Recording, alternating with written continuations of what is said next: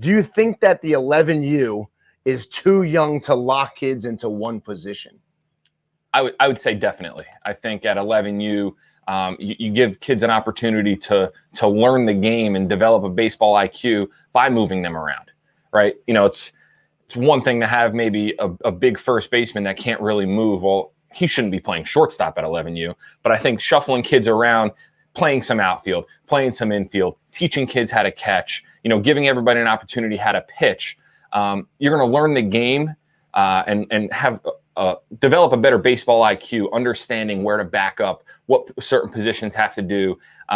Because, I was a shortstop my whole life. I got to college, I played third, I pitched a little bit. I ended up playing first base because there was a stud third baseman there my freshman year. So being able to play multiple positions is only going to make your value that much higher as you get older. You're gonna add a lot more value to the team being able to play multiple spots. So I think at 11U, understanding how to play some outfield, some infield, maybe a little bit of first, pitching, catching, it's just gonna help that player develop as a well-rounded baseball player or a softball player much quicker than maybe just saying you're a third baseman and you're only going to play third base. Barazinski says, I coach an 11U team and I noticed during tournaments if we've had a long break between games, we come out extremely flat. Do you have any words of advice?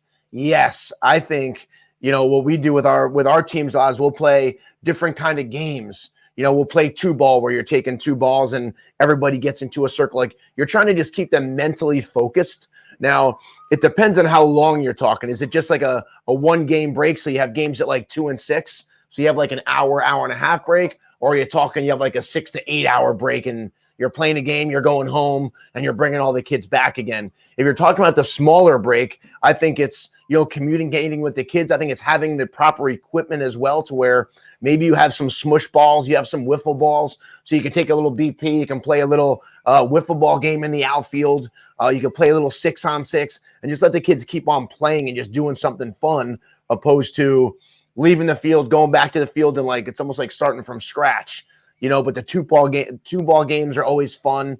We have a lot of like fun little like in between games that we play with the guys that just kind of keeps their mind in it, they're focused, kind of keeps them together because that's easy.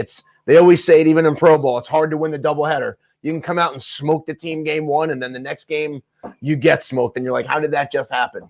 It's just staying focused and but I think that finding some games in between is a good way. What else do you have, Steve-O? I think anytime you have a break in between games, you have to approach that next game the same way you did the first one. So I love the idea if you have a big break of playing 2-ball, maybe playing pepper, doing something fun to keep the kids engaged, but don't just give them a 4-hour break and then just show up and roll out, show and go for first pitch. If we have a break in between games, we'll come back, we'll still do our batting practice, We'll still go out, we'll do our dynamic warm-up, we'll still do our throwing program, we'll prep ourselves as if we're playing game 1 that day. I think it just adds structure and it adds a little bit of added focus to those players. I struggle sometimes because, we play win in advance. So, we'll play a 10 a.m. game. If we win at 10, we play at 12. If we win at 12, we play at 2. And then you move on that way. And sometimes it's tough just because you're rolling from game to game. The kids don't really get a chance to eat or take a breather. So that's a struggle. But I think having the breaks in between, finding something to keep the kids engaged. Don't go eat a cheeseburger and sit in the car for 2 hours.